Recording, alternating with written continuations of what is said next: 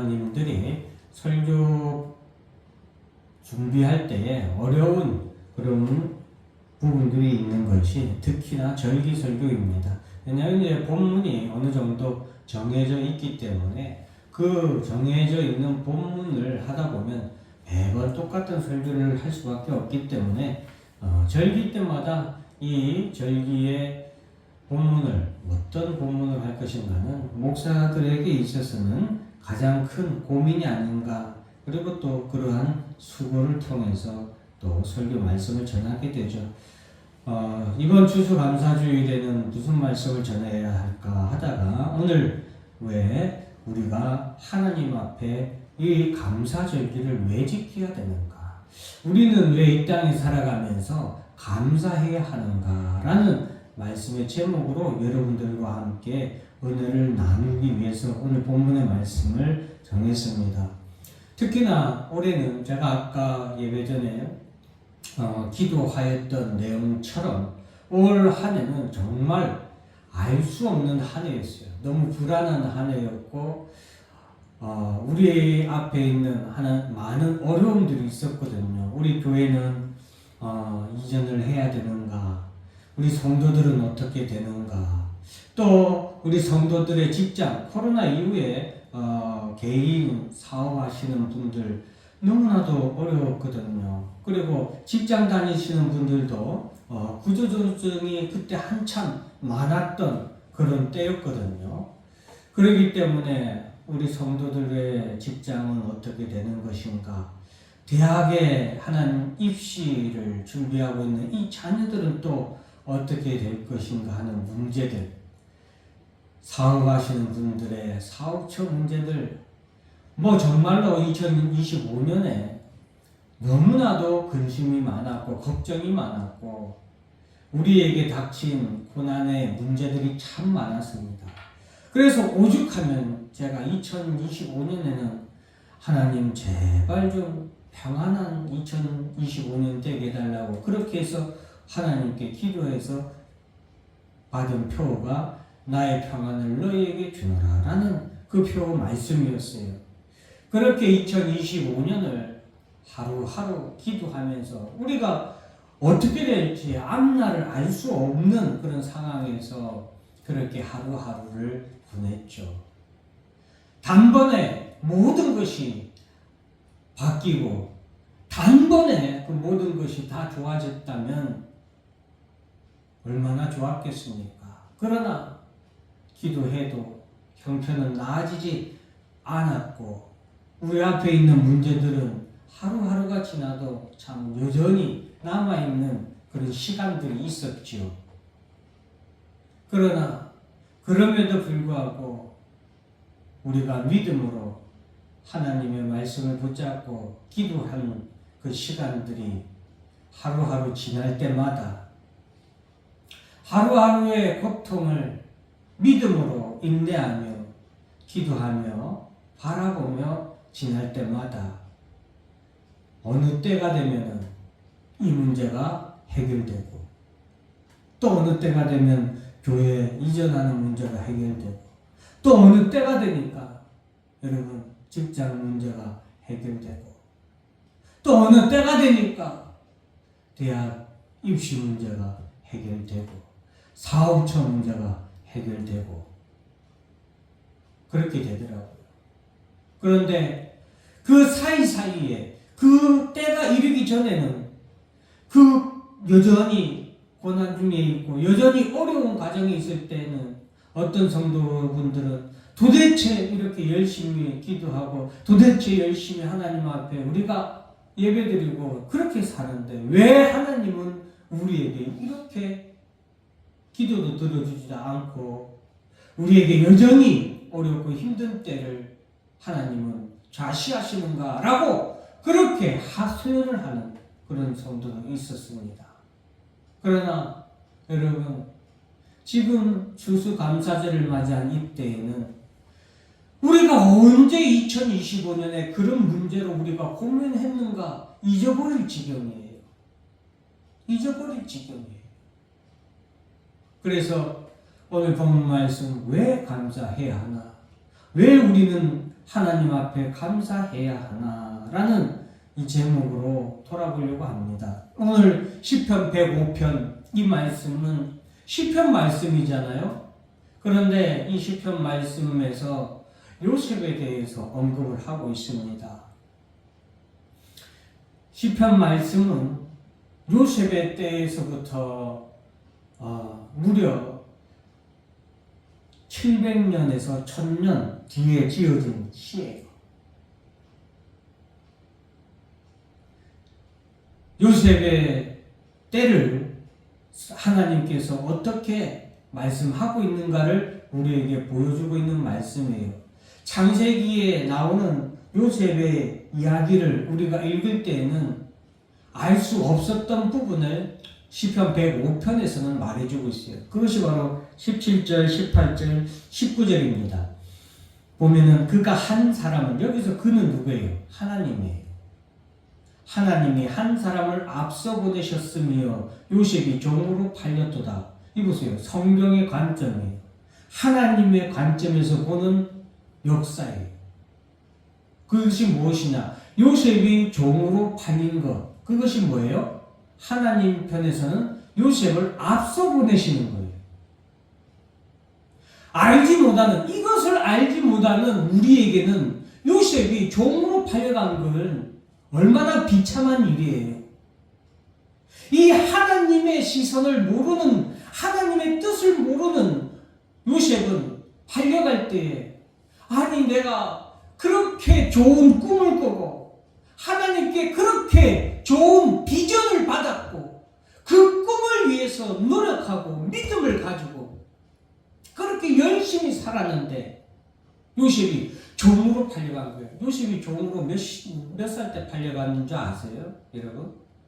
17살 때 팔려갔어요. 그 어린 나이에 팔려간 거예요. 여러분. 어렸을 때 해와 달과 별들이 자기에게 절하는, 곡식들이 자기에게 절하는 수많은 사람들이, 자기 가족들이 자기에게 절하게 되는 그런 꿈을 하나님께로부터 받았어요. 요셉이. 단순히 자기가 꾼 게 아니라.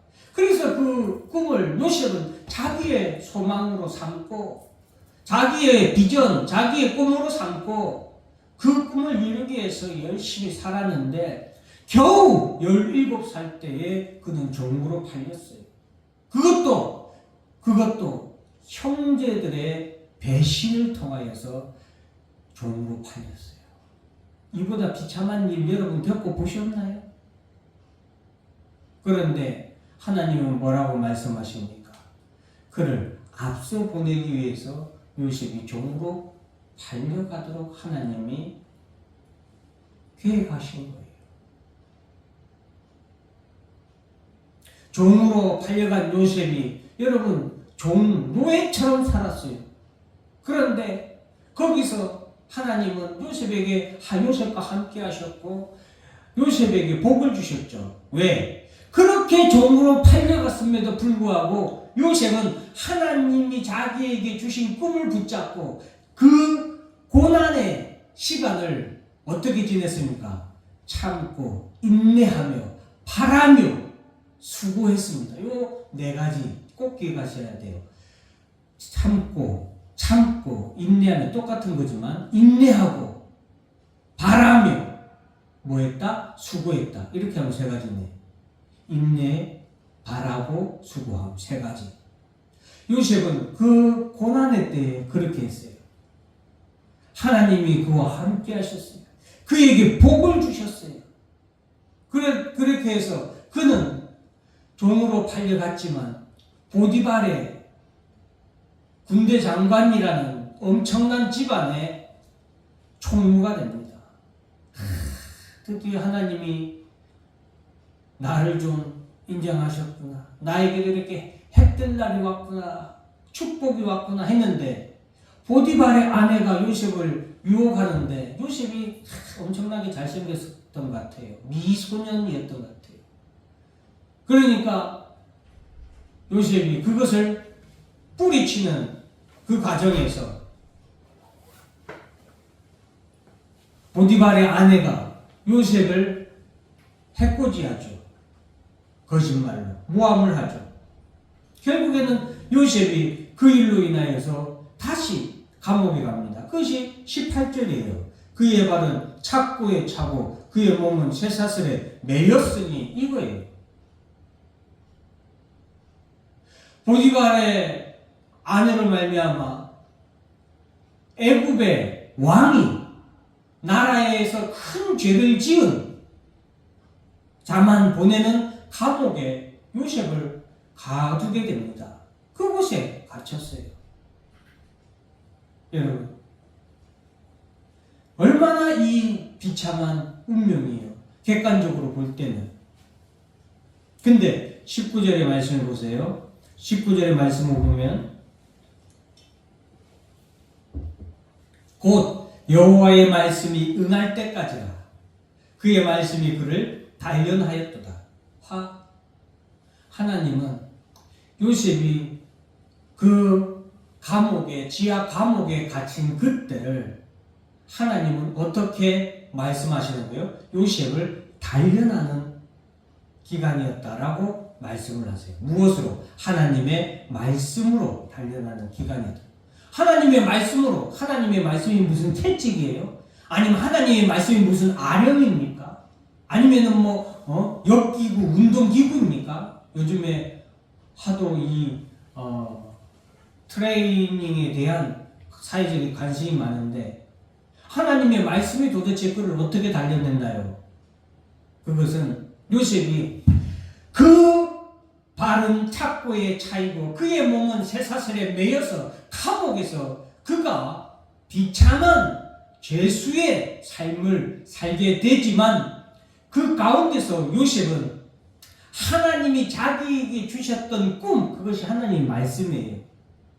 그가 어렸을 때 받았던 하나님의 말씀을 그는 일평생 하나님의 주신 꿈을 자신의 꿈으로 삼고 그 말씀을 붙잡고 그 꿈을 붙잡고 그 말씀이 반드시 이루어질 줄로 믿고 아까 말했죠. 그는 그 감옥에서도 하나님의 말씀을 붙잡고 그 모든 것을 인내하며 그리고 바라며 그리고 수고했다라는 것입니다. 그것이 바로 말씀이 그를 단련하였다라고 표현하는 거예요. 그 상황 가운데서도 요셉이 하나님의 말씀을 붙잡고 참고 인내했어요. 그 감옥의 삶을. 그리고 바라봤죠. 요셉은 계속해서 바라봤어요. 그래서 술 맡은 가든장에게 당신이 나중에 복직하면 나를 기억해달라 라고 말하는 거예요. 바라니까. 꿈이 이루어질 줄로 소망을 가지고 바라고 사니까. 결국에 하나님께서는 그 기간을 여호와의 말씀이 어떻게 될 때까지? 응할 때까지. 여러분, 왜 감사해야 하는가? 요셉은 그 모든 기간이 하나님이 자신을 단련하는 기간이라는 것을 그 당시에는 알았을까요? 몰랐을까요? 알 수도 있고 몰랐을 수도 있죠. 그러나 우리는 그 날을 하나님이 보세요. 여호와의 말씀이 응할 때까지라. 그때까지는 그 기간은 무슨 기간이다? 그 밑에 단련하는 기간인 거예요. 하나님의 말씀이 응할 때까지 그 응할 때까지는 단련하는 기간이라는 거예요. 여러분 이 앞에 추수감사절이라고 우리가 과일도 올려놓고 쌀도 올려놓고 무도 올려놨잖아요. 이것들이 지금 어떻게 해서 이렇게 예쁘고 어떻게 해서 이렇게 맛있게 보이는 연그른 그런 과일로 채소로 이 앞에 있는지 아십니까? 봄에 농부가 씨를 뿌리고 그 씨가 자랄 수 있도록 농부가 보살폈어요. 그런데 어느 정도 잘 자라니까 여름에 뜨거운 태양이 내리쬐니다. 얼마나 뜨겁습니까? 그리고 그 뜨거운 태양뿐입니까? 여러분, 장마철 얼마나 비가 지긋지긋하게 끊임없이 내렸습니까? 그것뿐입니까? 장마철에 겹쳐서 태풍이 얼마나 몰아쳐서 이 과일과 곡식에 얼마나 휘몰아쳤습니까? 그 모든 때를 지나고 난 다음에 수확의 계절이 되어서야 이렇게 아름답고 맛있는 정말로 멋진 모습으로 이렇게 여기에 놓여져 있는 거예요. 그 기간이, 이 과일들이 여기에 놓여지기까지는 그 기간이 반드시 필요한 거예요. 그것이 바로 19절 말씀, 그의 말씀이 응할 때까지 그의 말씀이 그를 단련하였도다, 이 말씀이에요. 그러니 우리가 왜 감사해야 되나? 기쁠 때는, 슬플 때는, 고난의 때나, 일이 잘 안 될 때에도, 내가 떨어져서 낙심할 때에도, 실패했을 때도 왜 감사해야 되나? 아유, 목사님 맨 그 교회에 앉아 있으니까 그런 말 하시죠. 그래서가 아니에요. 이 하나님의 말씀이 응할 때까지 하나님의 말씀이 그를 단련하는 때가 있기 때문이에요. 사람은 왜 우리가 감사해야 되냐? 사람은 앞날을 알 수 없습니다. 정하신 기한은 오직 하나님만 아시기 때문이에요. 아까 하나님의 말씀이 응할 때까지라, 그 응할 때는 하나님의 말씀이 응하는 그때, 이것을 정하신 기한인 거예요. 정하신 기한은 하나님만 아시기 때문에, 우리는 알지 못하기 때문에, 그래서 우리는 근심도 있고 염려도 있고 걱정도 있는 거예요. 그래서 우리는 기도하는 거예요. 그런데 그 정하신 때는 하나님만 아시는 거예요. 그러면 그 고난의 때에 그 정하신 기한이 이르기까지는 고통이 우리에게 있지만 그것이 우리에게 하나님의 은혜가 아니냐? 아니죠. 그 가정 자체가 요셉이 꿈을 이루기 위한 하나님의 은혜의 기간들인 거예요. 단련의 기간인 거예요. 하나님의 말씀을 통하여서 우리는 그때라는 것은 추수하는 때고 거두는 때고 정하신 때예요. 이것은 나중에 말씀을 다 여러분이 들으시면 이해하실 거예요. 우리에게 그때가 반드시 올 줄로 우리는 믿고 인내하며 바라며 수고합니다. 제가 이거 중요하다 했죠. 그 말씀이 이루어질 때까지, 그때가 우리에게 임할 때까지 우리는 믿음으로 인내하며 바라며 기다리며 소망 중에 기다리며 수고하는 것, 이것이 중요합니다. 창세기 41장 46절에 요셉이 애굽 왕 바로 앞에 설 때에 30세라 그가 바로 앞을 떠나 애굽 온 땅을 순찰하니, 요셉이 제가 몇 살 때 종으로 팔려갔다 했어요? 17살 때. 몇 년이 지났어요? 13년이 지났어요. 13년이 얼마나 파란만장한 삶이었습니까? 여러분, 그 13년의 세월이 얼마나 고난의 세월이었어요. 잠깐 잘 된 것 같더니 또 감옥에 가버리고. 그러나 제가 왜 30세라, 요셉이 애굽 왕 바로 앞에 설 때에 30세라, 이것이 뭐예요? 하나님의 말씀이 뭐한 때요? 응한 때예요. 응한 때.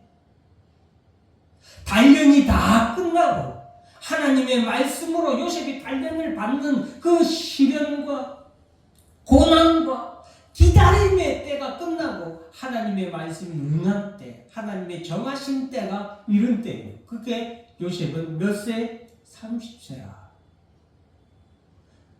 더 기가 막힌 사람도 있어요. 더 기가 막힌 사람. 누구? 아브라함이에요. 아브라함은 나이 75세에 하나님께 말씀을 받았어요. 너에게 아들이 있을 것이다. 아들이 있을 것이다. 이 말씀을 받았어요. 몇 살 때? 75세 때. 여호와께서 말씀하신 대로 사라를 돌보셨고 여호와께서 말씀하신 대로 사라에게 행하셨으므로 사라가 임신하고 하나님이 말씀하신 시기가 되어 다 똑같은 말씀. 요셉에게는 말씀이 응한 때, 하나님이 정하신 기한이에요.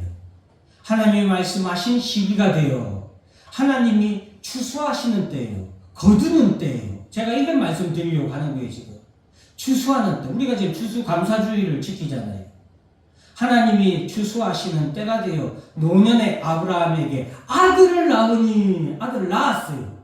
아브라함이 태어난 아들의 이름 이삭이라고 했어요. 그리고 태어난 지 8일 만에 할례를 행했어요. 5절. 아브라함이 그의 아들 이삭이 그에게 태어날 때 몇 세라? 100세라. 이 아브라함은 더 기가 막힌 사람. 25년이 지났어요. 하나님의 말씀이 그에게 이루어진 때가 몇 년 뒤예요? 25년 뒤예요. 하나님이 정하신 때는 아브라함의 나이 몇 세 때? 100세 때인 거예요. 그걸 아브라함은 75세 때 알아요? 몰라요? 모르잖아요. 아브라함이 75세 때에 하나님께서 내게 아들을 주시는 때는 100세 때라는 것을 알았다면 아브라함은 아이고야 됐다. 나중에 99세 364일째 내가 하나님 말씀 믿고 하나님 앞에 나아가야지 했을 거예요. 몰랐죠? 몰랐어요. 몰랐는데 하나님은 그러면은 25년을 아브라함을 갖다가 괴롭히려고 25년 전부터 아브라함을 불러서 아브라함을 갖다가 이리 끌고 다니고 저리 끌고 다니고 했나요? 아니요. 아브라함의 삶을 다음에 제가 한번 설교 말씀드리겠지만 아브라함의 삶은 연단의 연속이 있어요. 믿음이 없는 아브라함이 믿음의 조상이 되기까지 하나님이 25년의 세월을 아브라함을 이끌고 가면서 그를 연단하세요. 그래서 아브라함이 아들이 없을 때에 얼마나 많은 실수를 저지릅니까? 에베네셀이 내 아들이라. 그리고 하갈에게서 아들을 얻어서 그가 내 아들이 될 것이라고 생각했던 그런 실수들, 그 외에 다른 실수들도 얼마나 많습니까? 그런 아브라함을 하나님이 무엇으로? 믿음의 조상으로 이끌기까지 25년의 세월이 걸릴 수밖에 없었던 거예요. 그래서 아브라함은 이 75세에 부르시고 하나님의 때가 이르러서 100세 때에 아들을 낳았던 거예요. 제가 말했죠? 반드시 우리에게는 무슨 때가 있다. 믿고 인내하며 바라며 수고하는 때가 있는 거예요. 단련하는 때가. 어느 때까지? 하나님의 말씀이 응할 때까지. 그 말씀이 이루어질 때까지. 하나님의 정하신 기한이 이르기까지 이러한 때가 있다는 거예요. 사도행전 7장. 더 심한 사람을 보여주는 거예요. 더 심한 사람. 누구? 모세. 이 사람은 더 심해요. 모세가 애굽 사람의 모든 지혜를 배워 그의 말과 하는 일들이 능하더라. 나이가 40이 되매 그 형제 이스라엘 자손을 돌볼 생각이 나더니 이때서야 모세는 이스라엘 자손을 돌볼 생각이 났다는 거예요. 나이 몇 세 때에? 40세 때에. 근데 더 웃긴 거는 뭐냐? 이때도 하나님의 때는 아니었던 거예요. 요셉은 자기가 생각할 때 아이고야 이제 내가 이렇게 보세요. 그 앞에 23, 22절을 제가 왜 기록했냐면 모세는 모든 애굽 사람의 모든 지혜를 배워 그의 말과 하는 일들이 뭐한 때야? 능한 때. 뭘 해도 다 잘 되고 뭘 해도 이룰 수 있는 때가 나이 40세가 되었고 요셉은 이쯤 되면 내가 하나님께서 그 어머니 요게벳을 통하여서 모세가 이스라엘의 지도자가 될 것을 꿈을 주셨단 말이죠. 그 말씀을 받고 모세는 살았단 말이죠. 근데 40세가 내가 할 수 있을 것 같아! 라고 했던 그때더라 이 말이에요. 돌볼 생각이 그때서야 났다는 것은 그때서야 미련하게 생각을 한 게 아니라 내가 할 수 있을 거라고 자신감을 가지고 그때 하려고 했죠. 그런데 그때가 됐어요, 안 됐어요? 안 됐죠. 광야로 도망갔어요. 30절 말씀은 광야 40년 생활이 끝난 때예요. 40년이 참회로 시작하죠. 40년이 참회. 천사가 시내산 광야 가시떨기 불꽃 가운데, 여기서는 천사로 그려가고 있지만 성경에서는 여호와 하나님이죠. 불꽃 가운데서 그에게 보이거든요. 요셉은 나이 몇 세 때 80세예요. 무려 80년이에요. 80년. 그것이 뭐예요? 하나님의 때라는 걸 제가 말씀을 드리는 거예요. 그 기간 동안 모세는 광야에서 40세 때까지는 애굽의 왕자로서 그 모든 것을 다 배웠어요. 학식이며 전략이며 이런 것들을 다 배웠단 말이죠.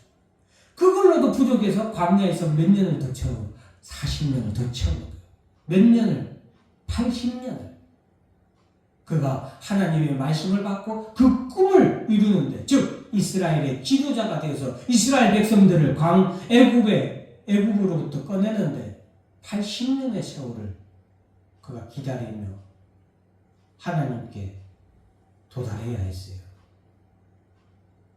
그러나 제가 말씀드리는 더 중요한 말씀은 하나님의 때가 반드시 뭐 한다는 거예요? 하나님의 때가 반드시 임한다는 거예요. 우리 성도 여러분들이 하나님께 어떤 말씀을 받고 여러분들이 어떤 소망을 받았고 여러분들이 어떤 꿈을 가지고 살아가느냐. 그런데 중요한 것은 그 꿈은 반드시 이루어진다는 거예요. 그런데 하나님의 때에 이루어진다는 거예요. 내가 생각하는 때가 아니에요. 하나님의 때에, 하나님이 거두시는 때에 이루어진다는 거예요. 그래서 봄이 지나면 여름이 오고 여름이 지나면 반드시 가을이 오죠. 그때는 추수감사 드리는 때이기 때문에 하나님께서 가을에 우리로 하여금 추수하도록 하시기 위해서 우리에게 그 때를 주시는 거예요. 거두는 때, 수확하는 때. 그래서 시편 126편에서는 눈물을 흘리며 씨를 뿌리는 자는 기쁨으로 거두리로다. 울며 씨를 뿌리러 나가는 자는 반드시 기쁨으로 그 곡식 땅을 가지고 돌아오리로다. 여기서 울며 씨를 뿌리러 나가는 자, 울며 씨를 왜 뿌리러 나가요? 하나님의 말씀을 받아서 그 말씀을 붙잡고 믿고 나아가기 때문에 울며 씨를 뿌리러 나가는 거예요. 나라가 망했지만 그래도 하나님이 나라를 반드시 회복시켜 주시겠다는 약속의 말씀을 믿고 그래서 울며 씨를 뿌리러 나가는 거죠. 이 울며 씨를 뿌리는 것은 복합된 거예요. 지금 내가 고난을 당하지만, 지금 내가 실패를 했지만, 지금 내가 모든 것이 엎어졌지만, 무너졌지만, 하나님의 말씀을 내가 받았어요. 그 말씀을 붙잡고 나가기 때문에 울며 씨를 뿌리러 나가는 거예요. 믿음으로 다시 씨를 뿌리러 나가는, 믿음으로 다시 하나님 앞에 기도하러 나가는 자는 반드시 기쁨으로 반드시라고 했죠. 곡식 땅을 가지고 돌아라. 기쁨으로 거두리로다. 5절에서는 기쁨으로 거두리로다. 수확하는 때가 하나님이 정하신 때는 반드시 오기 때문에 시편에서는 그래도 너희는 울며 참고 인내하며 그래도 씨를 뿌리라는 거죠. 봄이 지나고 여름이 지나야 된다는 것이죠. 그때가 되면 하나님께 감사와 찬송과 영광을 돌리는 거예요. 왜 우리에게 하나님이 추수의 때를 주셨냐? 이 땅에 사는 동안 왜 우리에게 추수감사주의를 지키도록, 이 절기를 지키도록 하나님이 하셨냐? 거둘 때에 하나님께 감사와 찬송과 영광을 돌리도록 하시기 위한 거예요. 왜 우리가 수고하고 노력하고 땀 흘린 것들을 왜 이렇게 진열하고서 여기에 뭐 절합니까? 우리가? 아니죠. 이것을 하나님께 드려서 하나님께 이 모든 것을 거두게 하신 이는 하나님이시다라는 것을 우리가 감사, 찬송, 영광 돌리는 거예요. 요셉이 당신들이 나를 이곳에 팔았다고 해서 근심하지 마소서, 한탄하지 마소서, 하나님의 생명을 구원하시려고 나를 당신들보다 먼저 보내셨나이다. 7절, 8절에 하나님이 큰 구원으로 당신들의 생명을 보존하고 당신들의 후손을 세상에 두시려고 나를 당신들보다 먼저 보내셨습니다. 그런즉 나를 이리로 보낸 이는 당신들에게 아니요 하나님이십니다. 하나님이 나를 바로에게 아버지로 삼으시고 그 온 집의 주로 삼으시며 애굽 온 땅의 통치자로 삼으셨나이다. 감사와 찬송과 영광을 누구에게 돌립니까? 하나님께 돌립니다. 요셉이. 그러도록 우리에게 추수감사주의를 지키도록 하는 거예요. 왜 우리는 감사해야 되나? 아까 처음에 앞에서 지금까지 한 것은 반드시 추수의 때가 오기 때문이라는 것이고, 두 번째는 후회하지 않고 부끄럽지 않도록, 그래서 범사에 감사해야 합니다. 시편 73편의 말씀에 보면 볼지어다 이들은 악인들이라도 항상 평안하고 재물은 또 불어나도다. 나는 종일 재난을 당하며 아침마다 징벌을 받았도다. 이 세상에 이런 때가 너무 많죠. 악인들은 잘 되는데 하나님을 잘 믿는 나는 왜 이렇게 안 되는 거죠? 그런데 이 시인은 성소에 들어갈 때 깨닫게 되었다라고 말합니다. 무엇을 깨닫게 되느냐? 악인의 멸망을 그가 하나님의 성소에 들어갈 때 깨닫게 된 거예요. 하나님의 말씀을 통하여서. 꿈을 깬 후에는 그 꿈을 무시한 같이 지금 악인들이 잘 되는 것, 그리고 내가 의인이 고난을 당하는 것은 한낱 꿈과 같다는 거예요. 근데 꿈은 뭐예요? 깬다는 거죠. 반드시 깬다는 거예요. 기억하세요. 꿈은 반드시 깬다는 거예요. 즉 하나님이 정하신 때가 되면, 아침이 오면 꿈은 깨잖아요. 마찬가지예요. 이 시인은 깨달은 거예요. 꿈은 깬다는 거예요. 그리고서 자기가 양심에 찔렸다. 21절에 내 양심이 찔렸나이다. 왜? 고난당할 때 하나님 내게 왜 이런 고난을 주셨습니까? 하나님 내가 열심히 신앙생활 하는데 왜 내가 떨어집니까? 왜 내가 실패합니까? 왜 내가 안 됩니까? 라고 그가 하나님 앞에 원망하고 불평할 때가 있었거든. 22절에 내가 이같이 우매무지함으로, 내가 이렇게 우매무지했다 이거죠. 그 하나님 전에 들어가기 전까지는 내가 우매무지해서 깨닫지 못해서 주 앞에 짐승이오나, 주 앞에 짐승이라는 말은 내가 짐승 새끼처럼 내가 참 주를 본 낯이었습니다 라는 거예요. 내가 항상 주와 함께하니 주께서 내 오른손에 아이고 이제 내가 보니까 그동안 하나님이 나와 함께 하셨군요. 주의 교훈으로 나를 인도하시고 이제야 하나님이 나를 깨닫게 하셨군요. 후에는 영광으로 나를 영접하시리니, 꿈이 깬 후에 이제 깨닫고 난 후에는 하나님이 내게 이렇게 영광으로 나를 영접하십니다. 하늘에서는 주 외에 누가 내게 있고 땅에서는 주밖에 내가 사모할 이 없나이다. 이 시인은 깨달은 거예요. 그러니까 우리가 고난의 때에 안 될 때에도 하나님 앞에 감사해야 하는 이유는 부끄럽지 않기 위해서예요. 하나님의 때가 이르러서 내가 너무 짐승같이 미련했습니다 라고 하나님 앞에 내가 부끄러워서 낯을 들지 못하는 그 때를 굳이 우리가 이렇게 말해주고 있잖아요. 그런데 굳이 우리가 짐승처럼 부끄러운 그때를 겪을 필요 없잖아요. 그러니 고난의 때에도, 환난의 때에도, 안 될 때에도 우리는 하나님께 감사할 줄 알아야 됩니다. 제일 중요한 건 마지막 추수의 때가 반드시 있다는 거 제가 처음부터 지금까지 계속 얘기하는 것이죠. 요한계시록 14장 14절부터 16절, 내가 또 보니 흰 구름이 있고 구름 위에 인자와 같은 이가 앉으셨는데, 예수님이에요. 그 머리에는 금면류관이 있고 그 손에는 예리한 낫을 가졌더라. 예수님이 면류관을 쓰고 예리한 낫을 가지고 이 땅에 오시는 거예요. 그리고서 그 낫을 거두어 곡식을 이 뭐예요? 큰 음성 천사가 성전으로부터 나와 구름 위에 앉은 이를 향하여, 예수님을 향하여서 큰 음성으로 외쳐 이릅니다. 예수님 당신의 낫을 휘둘러 거두소서. 땅에 곡식이 다 익어 거둘 때가 이르렀음이니이다. 하나님의 때가 이르렀다고 천사가 전하는 거예요.